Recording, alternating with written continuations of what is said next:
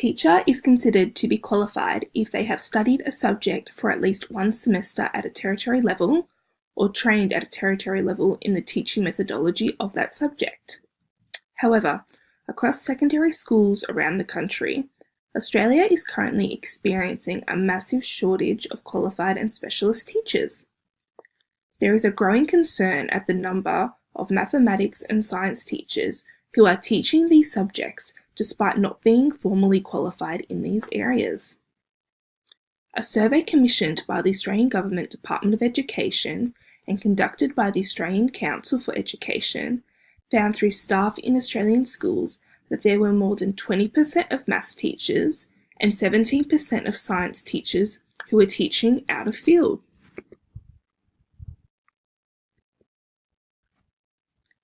The same survey conducted by the government also found that the number of students undertaking mathematics and science subjects in Year 12 is declining, with just 1 in 10 students enrolled in advanced mathematics during the high school certificate.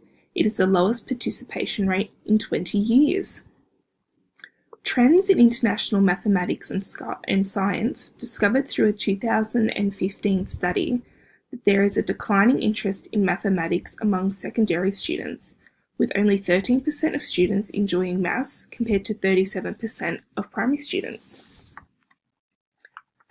There is a correlation between declining interest and participation in mathematics and sciences surrounding secondary students and the increasing number of teachers who are teaching these subjects despite not being qualified. Ethically, this is a problem towards students, as it is unfair that students are being taught by teachers who are not qualified to teach the subject.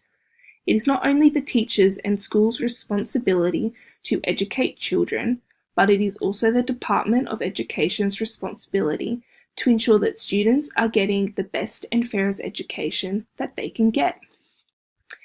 Our defines policy as a process of naming, representing, and delineating policy problems.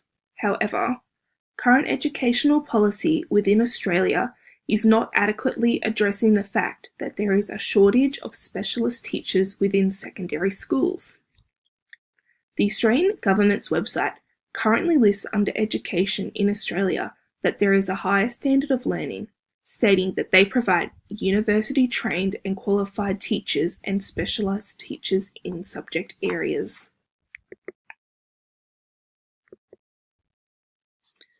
Minister for Education and Training, Simon Birmingham, announced in July 2017 at a conference for the Australia Science Teachers Association that the federal government plans to ensure every high school has access to specialist science and maths teachers. Policy surrounding the Australian curriculum, which is developed by the Australian Curriculum Assessment and Reporting Authority, currently lists English as the only compulsory subject for students in New South Wales to undertake during their high school certificate. With the next review of the Australian curriculum to occur in 2020, I believe that it should be reformed to include that mathematics and science are to be mandatory for HSC students along with English. I don't believe that there is an easy fix to the current problem surrounding the shortage of specialist mathematics and science teachers within secondary schools across Australia. These factors have also contributed to the declining interest and results in these two subjects. Firstly, I would put into place incentives for teachers. The Australian Council for Educational Research has found that 40% of physics teachers will retire in the next 10 years. The Department of Education already have incentives in place to try to encourage teachers to go teach in rural and remote areas, and in return they get financial benefits as well as rental subsidies.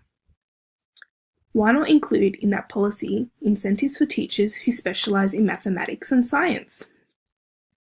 I would put in place a financial incentive for university students who specialise in mathematics and science-based teaching degrees who manage to achieve a high result, and in return some of their degree gets paid off. Promoting these incentives at universities and making future teachers aware of the benefits could assist in having more university students decide to specialise in these two subjects. In return, we would have more teachers equipped to teach these subjects, therefore ensuring that students are being taught by a teacher who is actually specialised in that subject. Secondly, we need to address the decline in interest in mathematics and science, as Cook has found that the increasingly lack of specialist science and maths teachers is having a negative impact on students. Australia is currently having a significant decline in the performance across science-based and mathematics subjects. Since 1992 to 2012, the total number of Year 12 students choosing to undertake physics in the HSC has declined from 21% to 14%, while in 2014, 21% of female students chose to study no math at all throughout their HSC. In order to have more students wanting to undertake science and mathematics subjects and wanting them to achieve high results, we need to spark an interest in these subjects.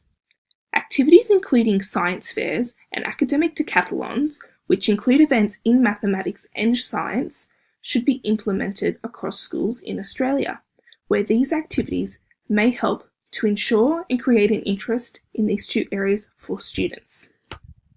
Updating and reformulating current educational policies to state that students across Australia are only to be taught by a teacher who is qualified in that subject is needed. Boone outlines how there has been a demand within recent years to increase and ensure the quality of teachers. This is because the quality of teaching has been linked to a teacher's own personal beliefs and values. We need to ensure that future teachers are equipped to teach core ethics and values to their students. This is because quality teachers do ensure quality learning. My ideas would assist in helping to make a better future for children across Australia's education system, as putting into place incentives and helping to create interest in mathematics and science can contribute to quality learning and teaching. This is because students will be taught by teachers who are actually qualified to teach those subjects, which ethically would be the right thing to do for students, as it's the teacher's responsibility to educate and teach their students.